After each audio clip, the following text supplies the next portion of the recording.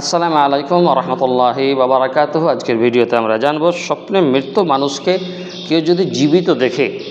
অনেক সময় স্বপ্নে মানুষ মৃত মানুষকে জীবিত দেখে তার সাথে কথা বলে, তার সাথে সাথে কোথাও যায়, সে মৃত মানুষ জীবিত হয়ে তার কাছ থেকে কিছু চাই বা বসে গল্প সল্প করে, এমন অনেক সময়তে মানুষ স্বপ্ন দেখে। তো তার ইসলাম অনুযায়ী ব্যাখ্যা কী হতে পারে? তো ইবনে সিরিন রাহিমাহুল্লাহ এখানে বলেছেন যে এ ধরনের স্বপ্নের কয়েকটি ব্যাখ্যা উল্লেখ রয়েছে।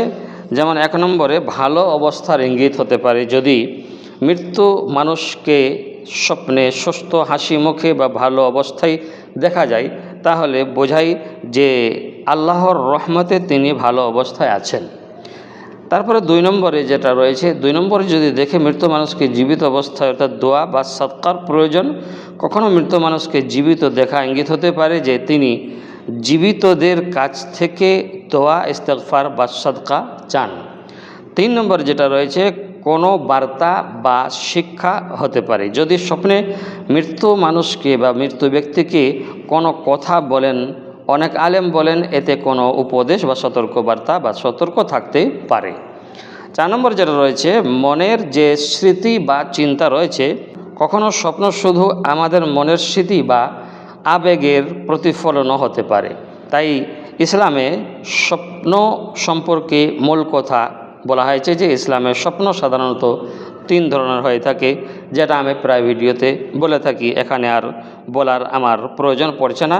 তাই আজকের ভিডিওতে আমরা জানতে পেরে গেলাম স্বপ্নে যদি মৃত মানুষকে দেখা যায় তাহলে কি হতে পারে। প্রথমে বলেছি যে ভালো অবস্থায় যদি দেখেন মৃত মানুষকে, যে নাকি আপনি দেখছেন যে মরে গেছে আবার জীবিত হয়ে গেছে, আপনার সামনে এসেছে স্বপ্নে, তো সে যদি ভালো অবস্থায় সুস্থ ব্যক্তি বা হাসি মুখে থাকে, তাহলে জানবেন যে তার উপরে আল্লাহর রহমত, তিনি ভালো অবস্থায় রয়েছেন মৃত্যু ব্যক্তিটা।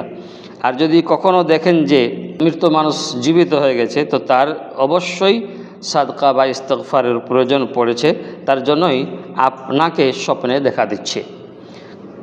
আর 3 নম্বরে যেটা বললাম যে কখনো কখনো এরকম স্বপ্ন দেখা শিক্ষা বা কোনো বার্তা হতে পারে, যে মৃত মানুষ জীবিত হয়ে গেছে, আপনি তাকে দেখতে পাচ্ছেন সে কিছু কথা বলছে। তো অনেক আলেমের মতে বোঝানো হয়েছে যে এটা কোনো উপদেশ বা সতর্কবার্তা হতে পারে। তো আমরা বুঝতে পারলাম। ভালো থাকবেন। আসসালামু আলাইকুম রহমতুল্লাহি ওয়া বারাকাতুহু।